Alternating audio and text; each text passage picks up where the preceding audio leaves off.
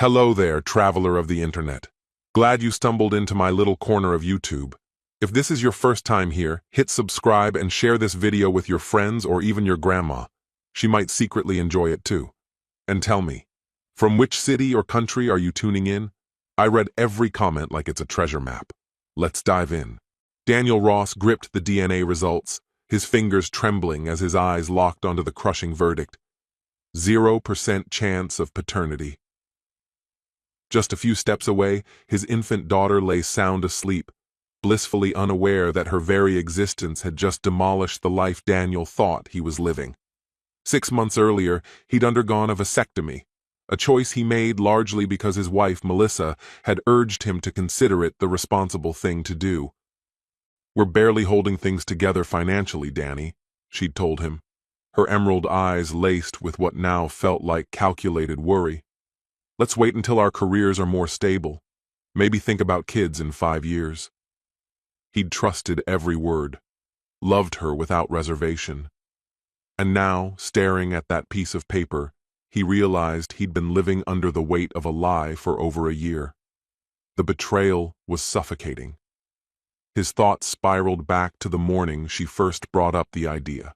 She had been calmly buttering toast, the sunlight catching the copper in her red hair, making it glow. Without looking up, she'd said, "Doctor, Peterson says it's a simple procedure. In and out in 20 minutes, and we don't have to worry about surprise pregnancies anymore." Daniel had paused mid-coffee sip. "Are you sure? What if we change our minds someday?" She had met his gaze and said with conviction, "We won't. This is the right thing for both of us. Trust me." He remembered the way her phone had buzzed on the table, how she glanced at the screen and smiled slightly before flipping it over. At the time, he hadn't thought anything of it. Now, the memory felt like a knife. The surgery itself had gone smoothly. Dr. Peterson had been calm and confident. "Give it 3 months to ensure sterility," he'd explained. "Use protection until then, just to be safe." Daniel had followed every instruction. He'd taken no risks. He was the kind of man who did things by the book, who deserved transparency and loyalty. The irony now twisted inside him. During his recovery, Melissa had played the doting partner. She made his favorite meals, fetched ice packs, even took time off work to help him rest. Her care had seemed genuine. One evening, as they lay together, she whispered softly, "I'm proud of you for doing this. It shows how deeply you love me." His response had been sincere. "I'd do anything for you." She'd kissed his forehead and said, "I know." That moment, once sweet, now tasted like ash. The truth landed one Tuesday night in October. Daniel had been at the kitchen table, buried in paperwork, when Melissa came in, bubbling with enthusiasm. "Danny!" she called out, her voice unnaturally chipper. She hurried to the bathroom, rifling through drawers. Minutes later, she came out holding a pregnancy test, her hands trembling slightly. "Look," she said, almost breathless. The stick showed 2 unmistakable pink lines. Daniel felt the ground sway beneath him. "That's not possible," he murmured. "The doctor said—" "I know," Melissa cut in, letting out a shaky laugh. "But I guess we're that rare 1%. Maybe the surgery didn't work." She flung her arms around his neck. He hugged her back, but his thoughts raced. Something didn't add up. Still, he clung to reason. Medical procedures fail sometimes. "Are you happy?" she asked, her eyes locked onto his face. He forced a smile. "Of course. Just surprised." But even as the words left his lips, doubt had already begun to settle deep inside him. Her excitement felt performative, too rehearsed, too perfectly timed. That night, his phone lit up with a message from his sister Claire. "Call me. Urgent." Claire Bennett, razor-sharp and relentless in her work as a paralegal, didn't waste words. When he rang her back, her voice was steady and serious. "Danny, I need you to be honest with me." "Completely." "Okay," he replied, stepping out onto the balcony to keep Melissa from overhearing. How sure are you that this child is yours? She asked. The question hit him like a slap. What? Claire, what are you saying? Of course she's mine. You had a vasectomy 6 months ago. Yeah, there's a small failure rate, but this doesn't smell right. Her reaction tonight didn't feel real. You weren't even here. I didn't need to be. I could hear it in your voice. You didn't sound thrilled. You sounded like someone trying to convince himself everything's okay. Daniel stared out at the skyline, his heart thudding like a drum. What are you implying? I'm telling you to get a DNA test. Quietly, she said. Her words hung in the air like smoke. I can't do that to Melissa, he said. What if I'm wrong? What if I'm just being paranoid? She never has to know, Claire replied calmly. But if you're right. He ended the call without agreeing to anything, but her warning had already taken root. Over the following weeks, it festered inside him, gnawing away at the version of his life he thought was real. Daniel had started paying closer attention to Melissa, scrutinizing her words and gestures for signs of inconsistency.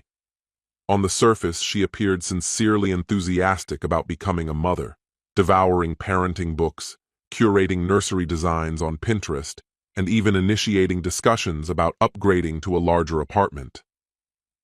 We'll need more space, she mentioned one evening as they browsed listings, and maybe a better school district, too. Daniel nodded, playing along, but something in her excitement felt unnatural, like she was acting out a role rather than living it. To him, it all seemed a little too carefully choreographed, more show than genuine emotion. Their daughter was born on a bone-chilling February morning, following a punishing 18-hour labor.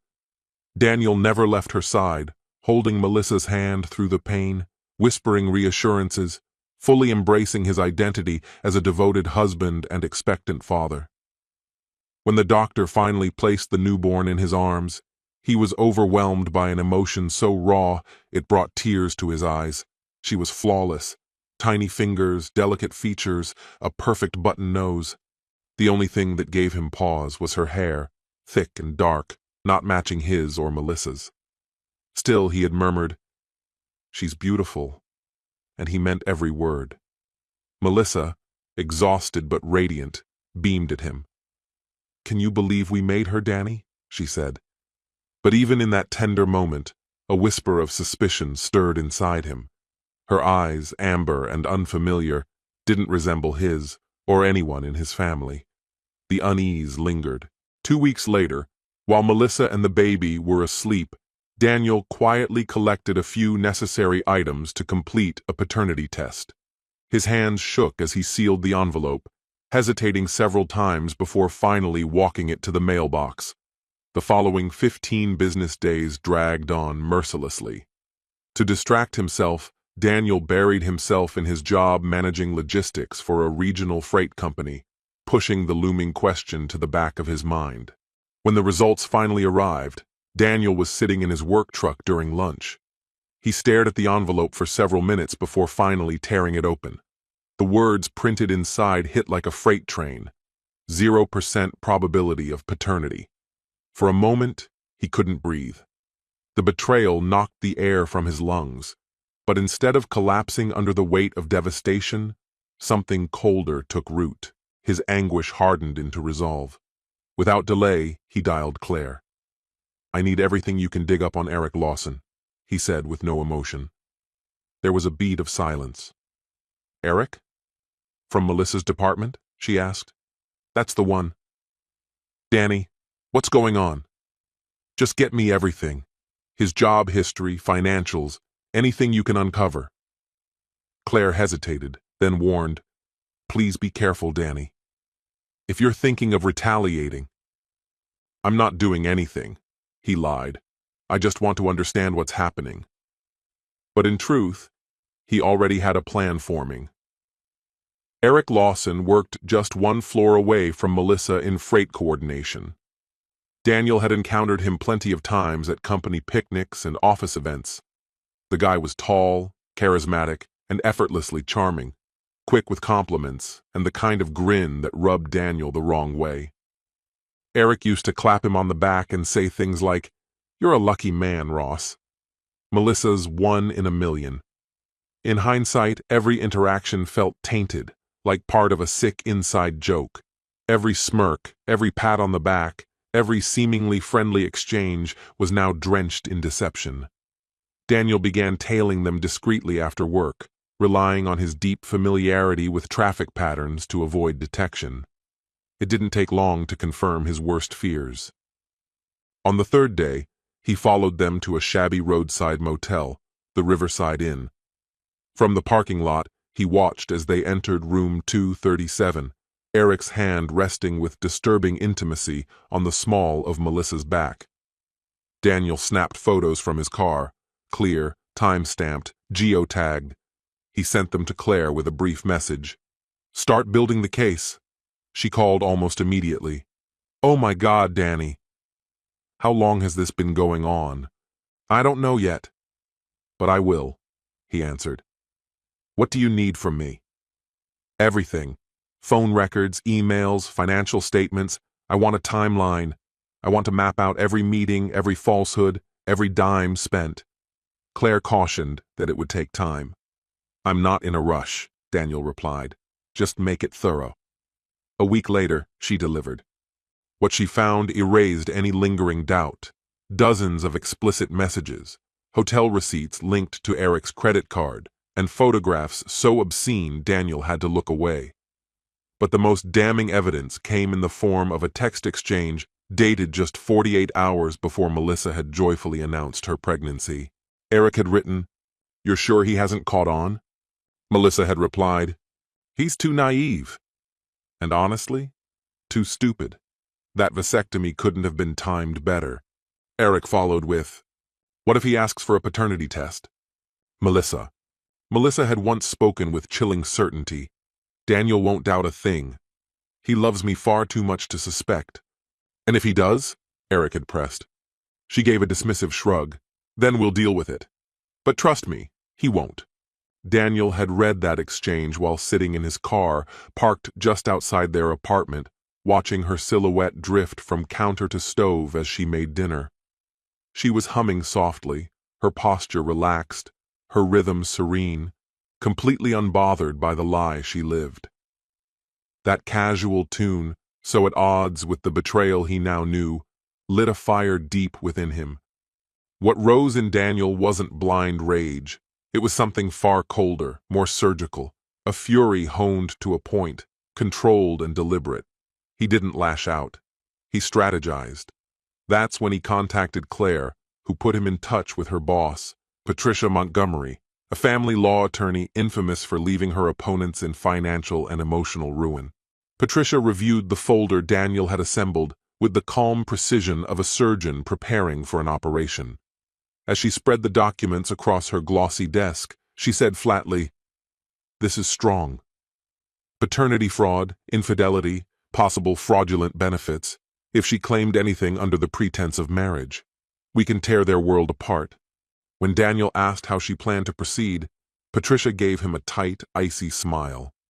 "We attack from every angle, financial, legal, social, and professional. By the time we're done, they'll wish they never met you." While digging further, Daniel uncovered something useful. Eric was about to be promoted to Senior Logistics Coordinator. The new title came with a big salary increase and stock incentives, but the offer required HR approval and a spotless internal record. That detail planted the seed of a plan. The confrontation took place in a trailer at a construction site, well after business hours. Private, secluded, ideal. Daniel had asked Eric to meet, claiming they needed to talk about Melissa. True to form, Eric showed up late and arrogant, settling into a folding chair with a smirk. "Sorry, traffic was hell," he said, casual as ever. "So, is Melissa giving you trouble?" Daniel nearly laughed at the audacity but kept his composure. Without a word, he reached into a folder and placed the DNA results on the table. "No, Eric," he said coolly. "I wanted to discuss your daughter." Eric's grin froze. "My what?" Daniel calmly laid out more documents. Text messages, hotel receipts, surveillance images. "Congratulations," he said, voice even. "You're a father." Eric stared down at the stack as if it were a bomb waiting to go off. He picked up the test results with shaking fingers. This can't be right. DNA tests aren't always accurate, are they? He stammered. Daniel met his eyes and didn't blink. This lab says there's a 99.97% chance that you fathered the child my wife gave birth to 3 months ago. Eric tried to stand, but his legs gave out and he sank back into the chair. Danny, listen, I don't know what you think this proves, but I think it proves you've been screwing my wife for over a year, Daniel replied, his tone like steel. I think it proves she talked me into a vasectomy to sell your child as mine, and I think you both had a good laugh about it. He pulled out a printout and read aloud, "He's too trusting and too stupid." Her words, "You agreed." Eric's face drained of color. Danny, I swear I never meant for it to go this far. It just dash. Stop, Daniel cut in. It didn't just happen. You made choices. So did she.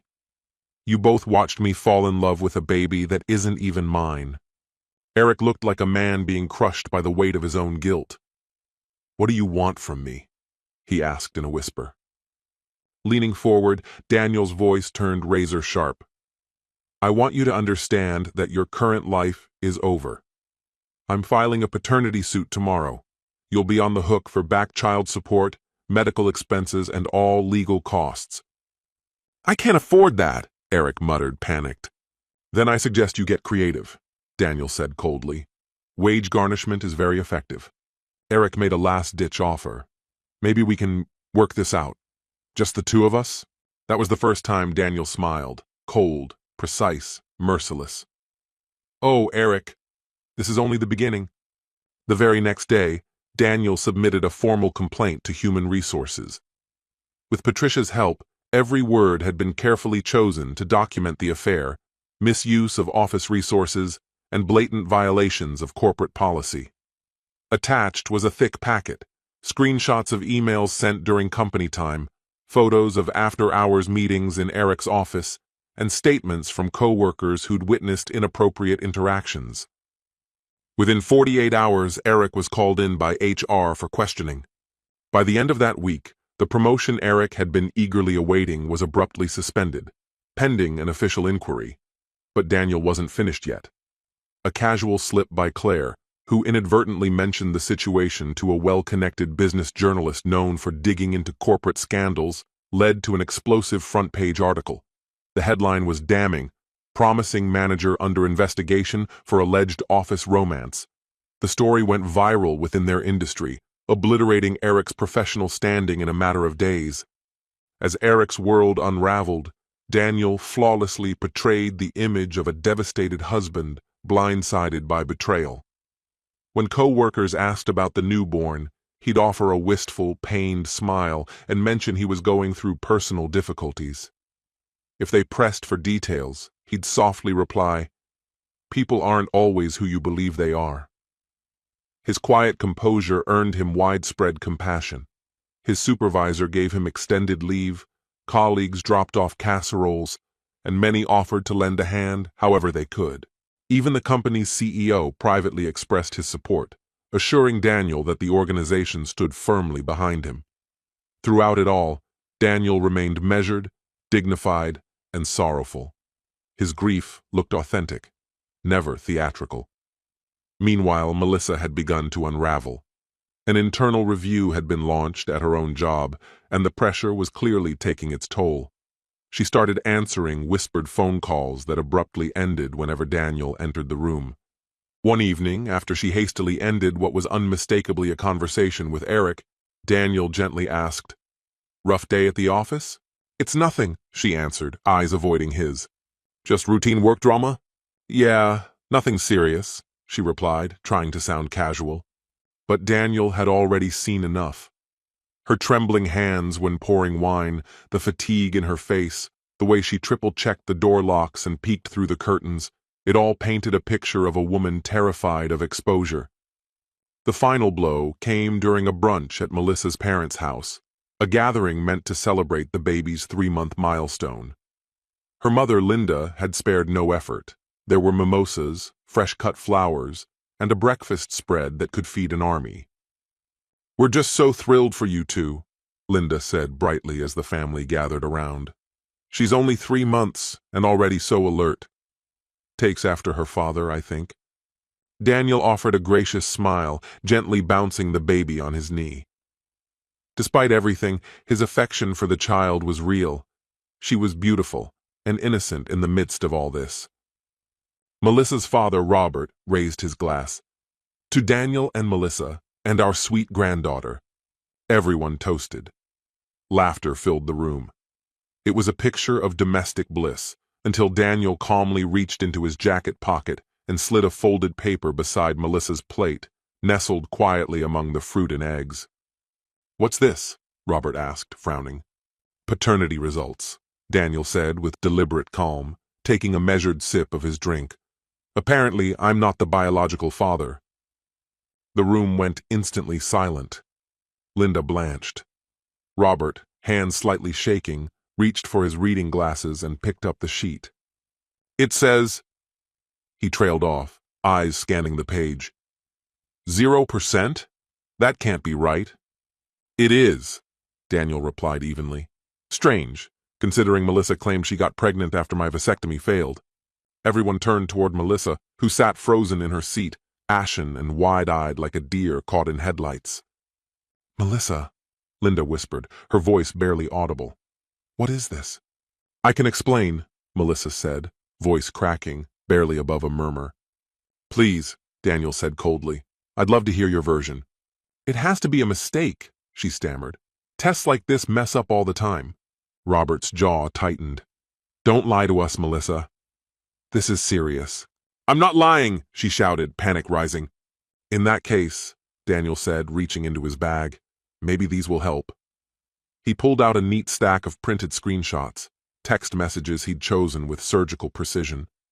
He began reading aloud in a voice as neutral as a news anchor delivering the weather. "He's too gullible, and he'll never question it. The vasectomy timing was perfect." Linda began to weep openly. Robert's face turned beet red. "Who is it, Melissa?" he demanded, his voice quivering. "Who's the real father?" "Eric Lawson," Daniel said before Melissa could utter a word. "They've been sleeping together for over a year." The dining room descended into chaos, just as Daniel had expected. Robert erupted in fury. Linda dissolved into uncontrollable sobs. Melissa's younger brother, David, sat paralyzed, his face a mask of embarrassment and shock. "How could you do this?" Linda screamed. "To Daniel? To your family?" "You don't understand," Melissa cried, tears streaming. "It's complicated." "No," Daniel said, rising to his feet while holding the baby protectively. "It's actually quite simple.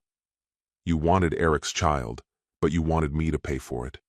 You gambled on me being too trusting to notice." He leaned down and kissed Linda's cheek gently. "Thank you for the lovely meal," he said with quiet finality. Then he turned and walked out the door, leaving Melissa alone to face the wreckage. The consequences came swiftly and struck with unrelenting force. Within weeks, Eric found himself dismissed from his position for breaching company policy. His attempt to collect unemployment benefits was swiftly denied due to findings of misconduct, and the wrongful termination claim he filed collapsed in court after Patricia presented irrefutable evidence of his extramarital relationship. Meanwhile, the paternity lawsuit proceeded without a hitch. Eric attempted to claim ignorance about fathering the child, but a series of incriminating texts contradicted his story. Judge Harris wasn't swayed by Eric's excuses. "Mr. Lawson," the judge declared with firm disapproval, "your messages demonstrate that you knew about the pregnancy and actively participated in misleading the petitioner." The court's judgment was clear. Eric was ordered to pay child support dating back to the child's birth, cover all related medical costs, and reimburse the plaintiff's legal expenses. The monthly payments were calculated based on his former salary, before he lost his promotion. This meant he was financially shackled by a salary level he no longer earned, a bitter irony that Daniel couldn't help but notice. But Eric's financial obligations were only one part of the collapse. The scandal followed him like a shadow throughout his professional network. At every job interview, it was clear the story had preceded him. His LinkedIn profile had become a magnet for disparaging remarks from people familiar with the case. A month and a half after the court's ruling, Eric had no choice but to move back in with his parents. He managed to find work at a warehouse, though the pay was a mere fraction of his former income. Meanwhile, Melissa's life spiraled into disrepair.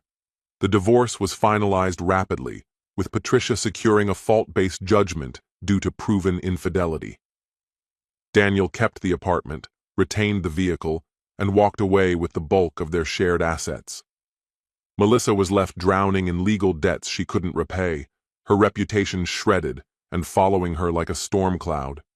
Even her own family turned against her. Her brother, Robert, bluntly told her not to come home until she figured out how to behave like a decent human being. Her mother, Linda, stopped returning her calls altogether. Friends who had once stood by her began to quietly back away. Those who had tried to remain impartial eventually made their choice, and it wasn't in her favor. The final humiliation came when Melissa was forced to move into the basement of Eric's parents' home. The same pair who thought they had played Daniel for a fool ended up broke, jobless, and living like resentful teenagers under someone else's roof. About 3 months after the divorce was settled, Daniel ran into them again, unexpectedly at a grocery store. He spotted them combing through the clearance section, flipping through coupons, visibly worn down. Eric kept his eyes averted, but Melissa met Daniel's gaze directly, her face twisted with resentment. She looked like she wanted to speak, but Daniel gave her a polite nod and kept walking. Their final meeting took place in a downtown bar. Daniel was out with a group of colleagues when Jennifer, Melissa's former closest friend, stumbled over, clearly intoxicated. "What you did to her was harsh," she slurred, her voice full of emotion. Daniel looked at her calmly. "What I did to her," he repeated, clearly taken aback. "You destroyed her life, over one bad decision," she snapped. Setting down his drink, Daniel turned toward her. "One bad decision?" "Jennifer, she carried on an affair for over a year. She manipulated me into getting a vasectomy so she could pass off another man's child as mine.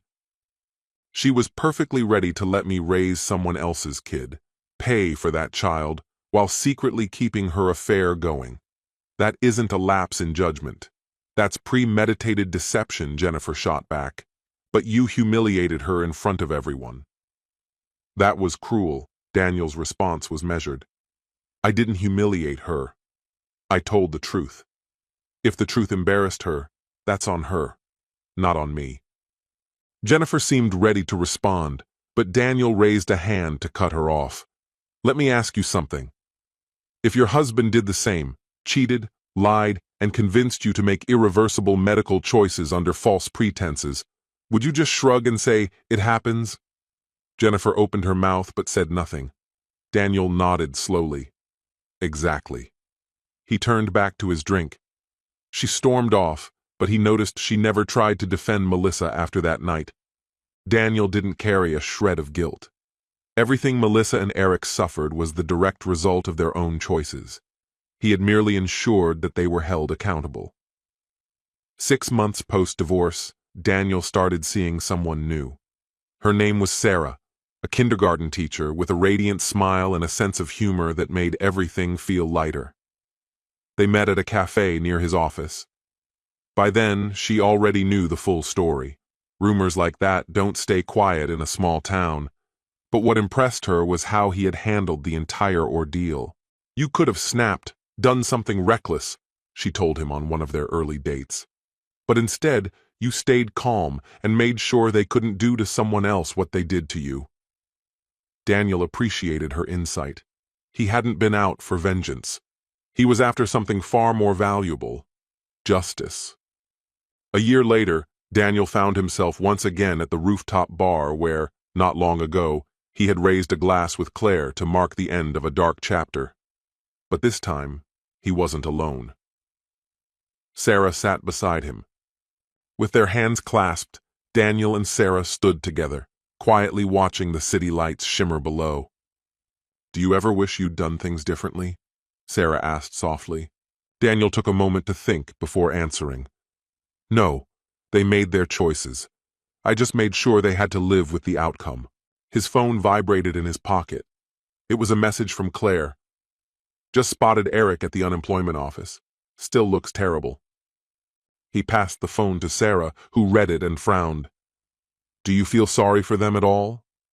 Daniel gave a small shrug. I feel for the little girl. She didn't ask to be born into this mess. But the adults? They knew exactly what they were doing. Sarah tightened her grip on his hand. You've got a good heart, Daniel Ross. He gave a quiet laugh. I'm just a man who doesn't like being made a fool of. There's a difference.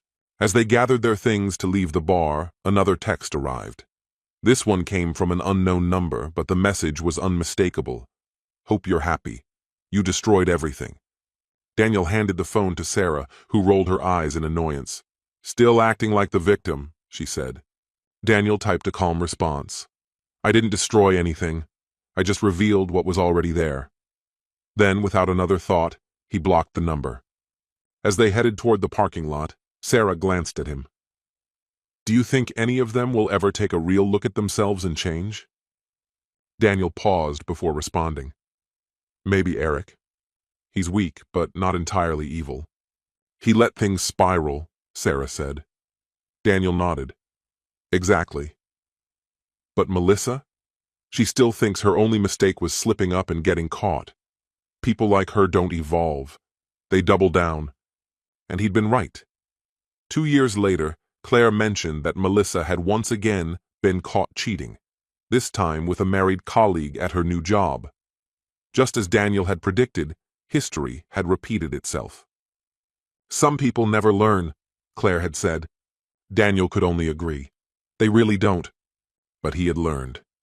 He'd come to recognize how fragile trust can be, how love, when twisted, can mask selfishness and cruelty. And perhaps most importantly, he realized that while justice and revenge may not be the same, from afar, they often wear the same face. Now, in a sunlit apartment in a better part of town, Daniel stood in front of his fireplace. Above it hung a photograph from last weekend's barbecue. Sarah, Claire, his parents, all smiling, all real. His true family. These were the people who had earned his loyalty, not through grand declarations, but through consistent, decent behavior. Somewhere out there, the child who bore his name but not his blood was likely taking her first steps, maybe shuffling across the floor of Eric's parents' basement. Daniel wished her a better path than the one her parents had taken. That she'd learn the value of truth, of faithfulness, of love that wasn't tied to deceit. But that wasn't his responsibility anymore. His loyalty now belonged to the ones who had never betrayed it, and who had chosen him as fully as he had chosen them. He poured himself a glass of premium whiskey, no more of the cheap stuff he used to drink when he was married, and lifted it in a quiet toast to what lay ahead. The truth had surfaced. Those responsible had paid the price, and Daniel Ross, once naive, once blind, had shown the world he would not be played for a fool. He had become a man who understood that choices carry consequences, and he had the strength, the vision, and the patience to ensure those consequences landed exactly where they belonged.